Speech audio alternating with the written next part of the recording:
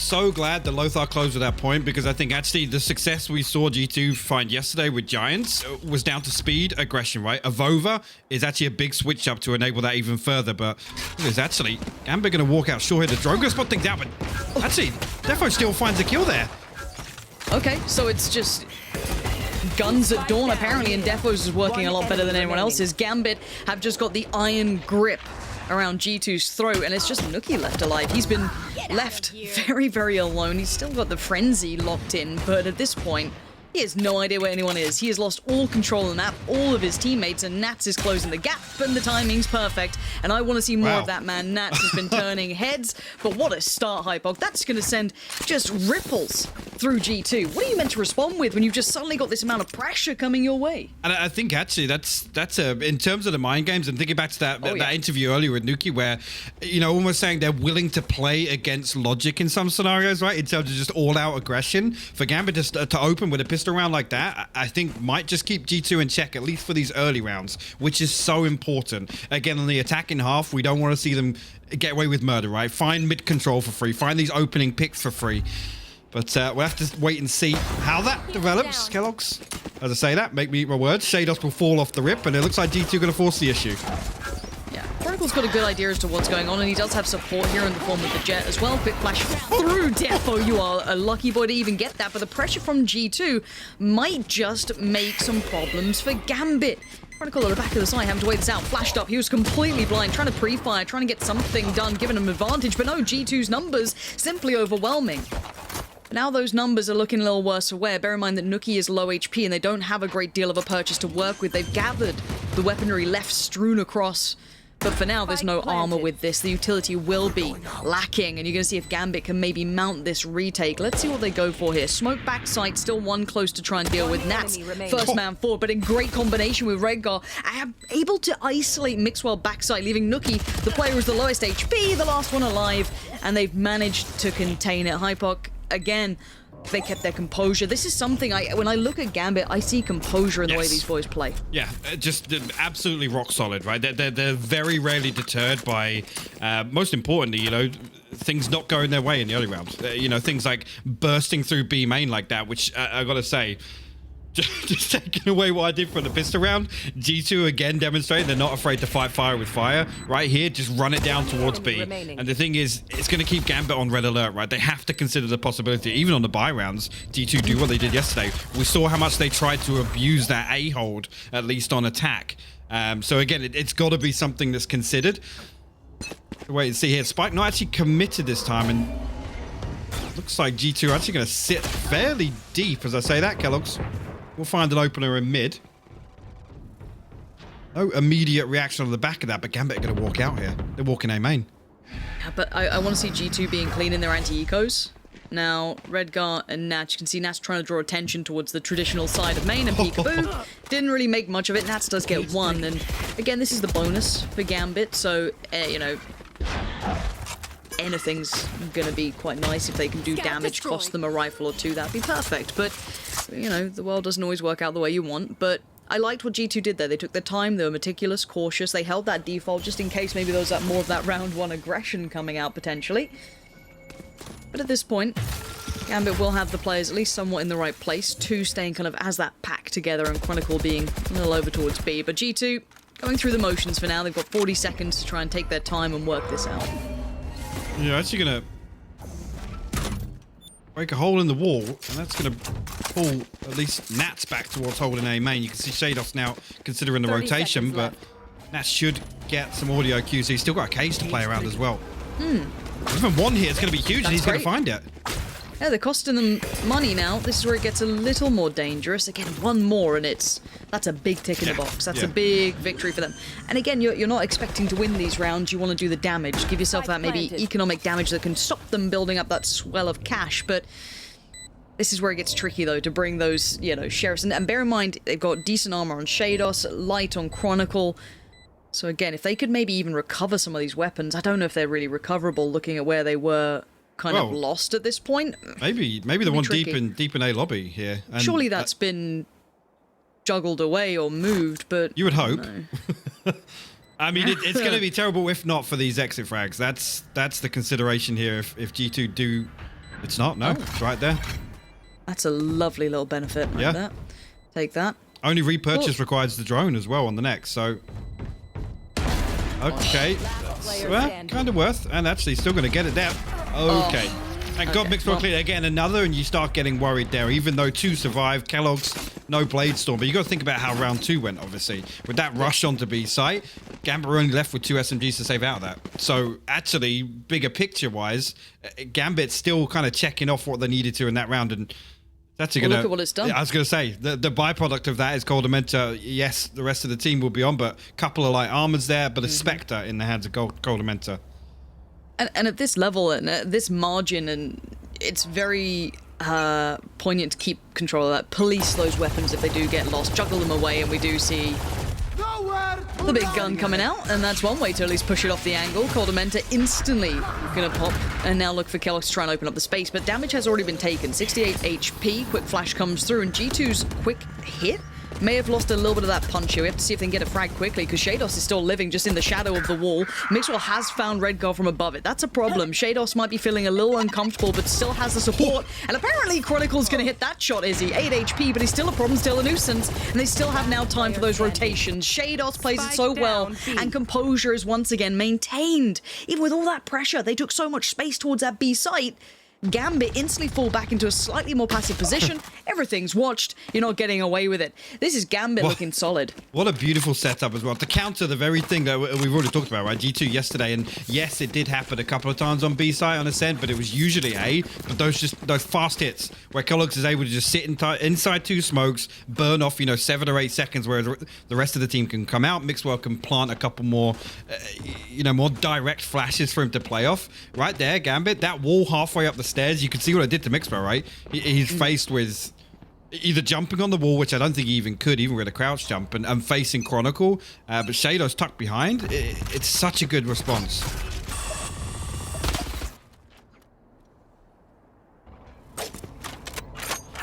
And now to try and get the lay of the land. This isn't a completely worthless investment. A bit of a Shiko, 3 sheriffs, a little bit of armor around it. Careful now. And I think Redguard's feeling a little bit of the pressure, so going to fall away. They're still going to have to clear wine, so it still serves somewhat of a purpose, but at this point, getting a feel of things, it looks like that kind of mid-crunch towards A, unless maybe they get a bit of information, a pick, something. Maybe they heard those rotations early on, but... Kellogg's got the spike yellow, and I'm really hoping he doesn't get picked through the smoke or something, yeah. That short pressure comes in the next 5 seconds, they're fine.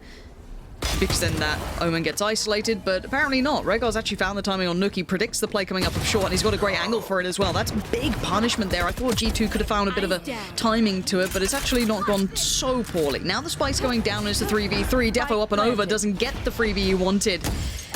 Not planting for that, not giving any chances, but they're dedicated towards the site. This is a tough post-plant now.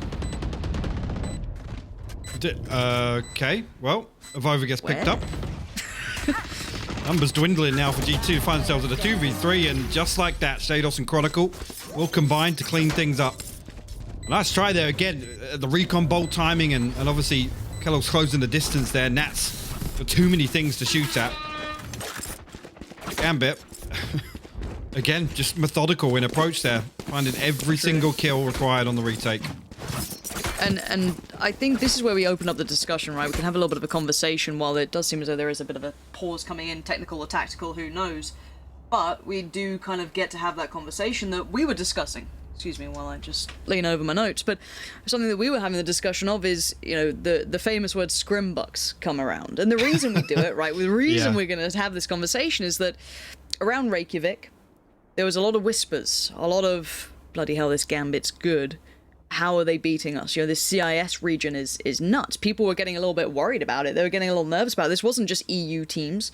This was, NA teams when they were scrimming over this side. The Gambit were pretty scary, but we never quite saw the beast come together, did we, in that time? But now, surely there's going to be that little bit of an echo in some of these teams' minds of, God, does this translate to LAN? How does this now look when they get there? That's the terrifying part, right? And then again, I remember the term scrimbit being adopted back in stage 1 of this year, but we're finally now kind of seeing that, and again, it's with discussions like that, you always look for that validation. You always look for that one series or that one result in an event that you say, okay, that's what everyone was talking about. I think potentially here at the EMEA playoffs, I mean, we were also having the discussion that it's a much bigger statement for a CIS team to come out and place first in the EMEA, right? It will be versus some of the EU teams we have. I think this is probably the best opportunity we have. We'll have to wait and see, but G2 would definitely be a big scalp to claim on the way. You are divided. Now, Seekers went in. We do have the Divide coming out as well. Lots of ultimates invested into purely this round already. Chronicle's done well to find Mixwell, and look at this angle. That's so hard to clear, so much deeper. Kellogg's can do it. He's going for it. The timing's going to work. Oh, I thought it was going to be favorable to him for a second, but no. So Kellogg's is going to try and back away, but he's at least forced a longer rotation. Support towards the side going to come in. Nookie tries to clear the plant box, but no one's there. It's Shados waiting closer. Oh, that's beautiful from Shados. Just spins on a dime. Look at that guy. You're just not getting past on this site. The support coming in perfectly from Nats. These two in sync, in synergy. Gambit just not breaking a sweat.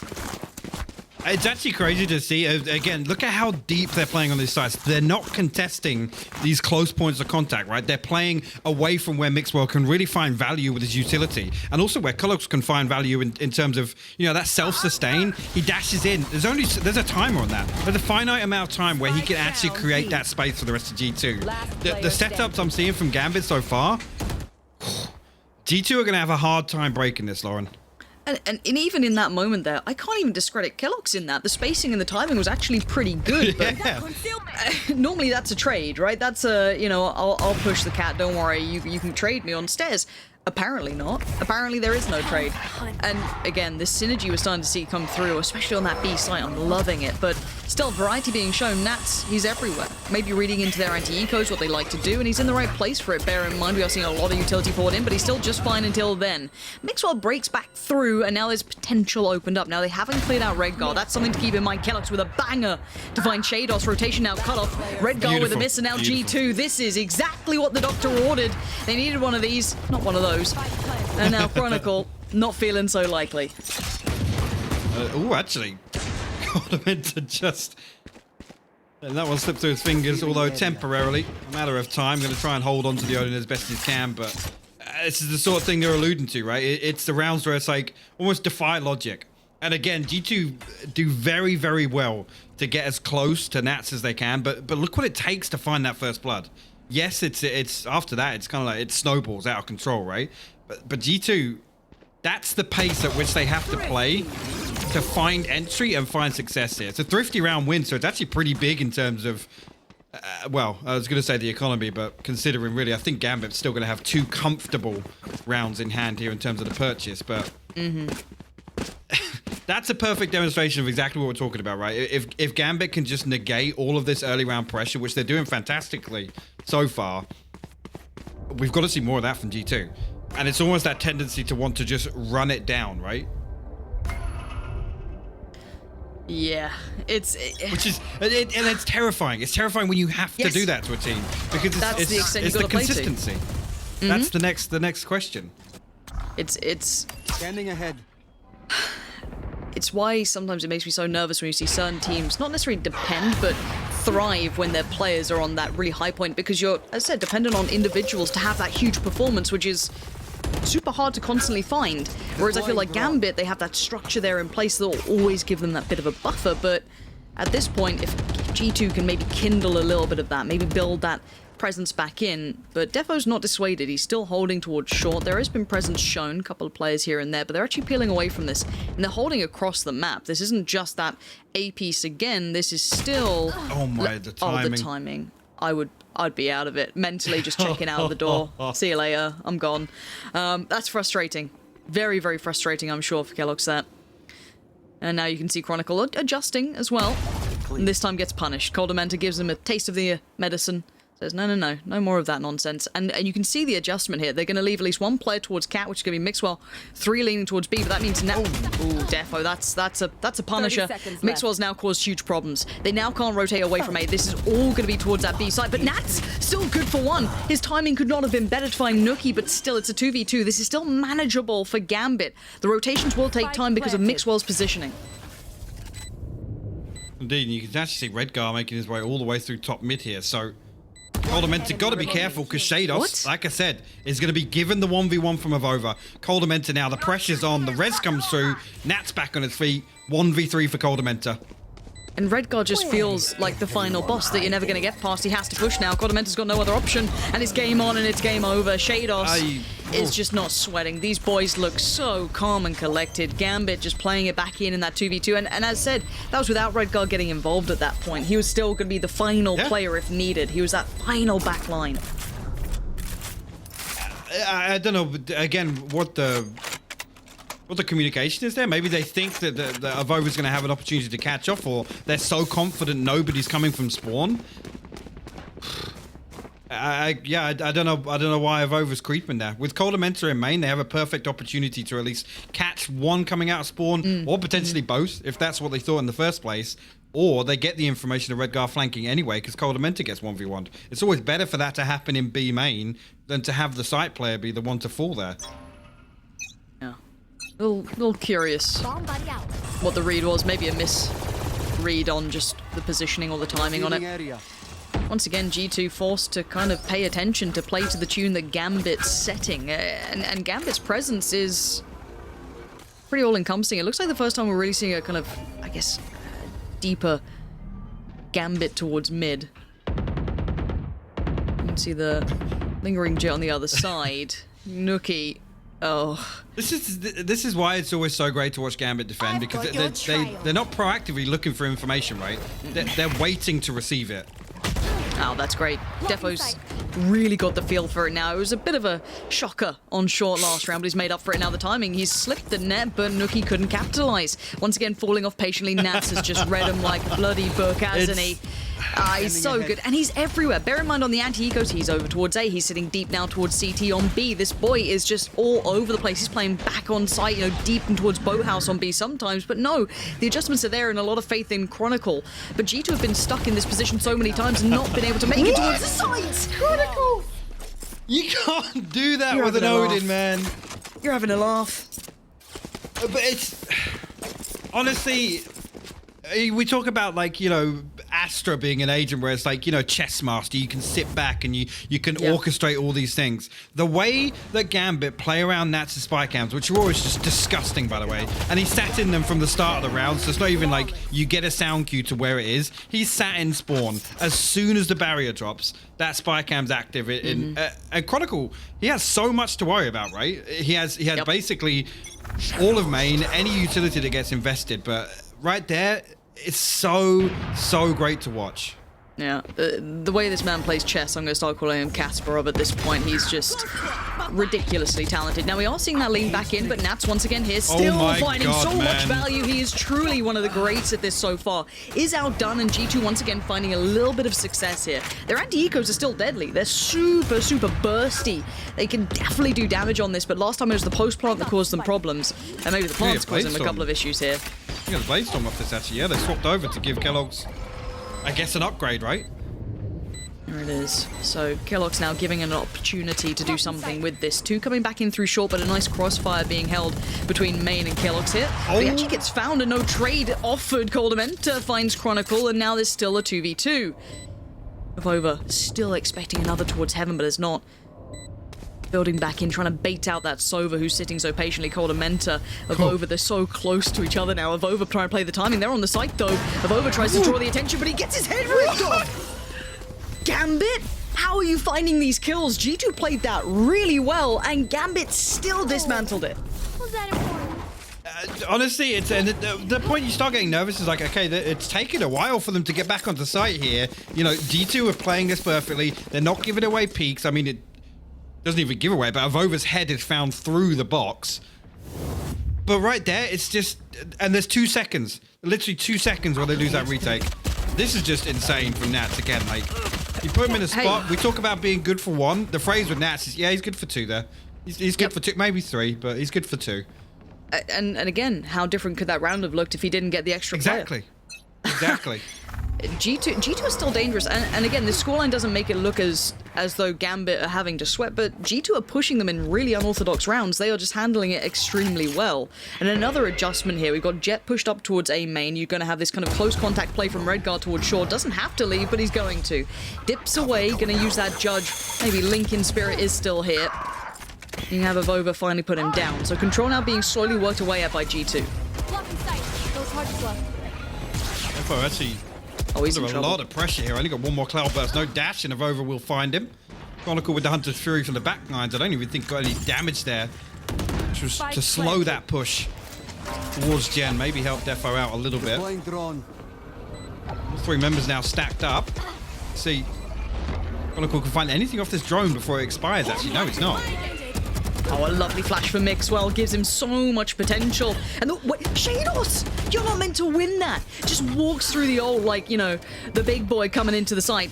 Alien HP building back up now, but Chronicle not able to find much from this. And look at the crossfire. Look at these post plants. Two players in towards Hell. Chronicle still found Avova, but there's surely no chance in this. Surely. It's over and done with. He's closing the gap, but time is everything. Oh my god, he's got the defused. Are you kidding me, Chronicle? You absolute psychopath. What is that? They can do no wrong, Lauren. Last round. They don't lose.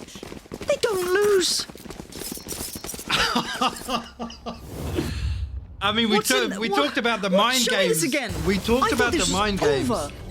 This right now is brutal.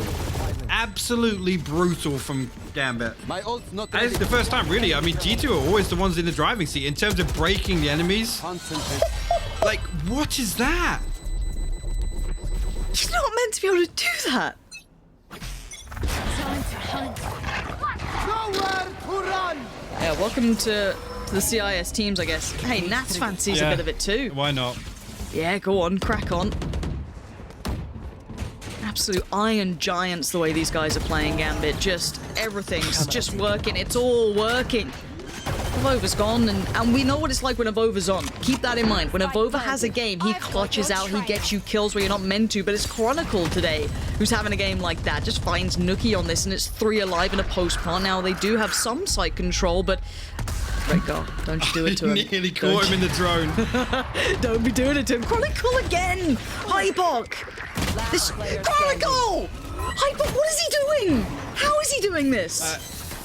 I'm terrified to see the rounds where Chronicle actually buys a rifle today, because these are I mean, Mitch, this is like Mitch's wet dream material right here. This game.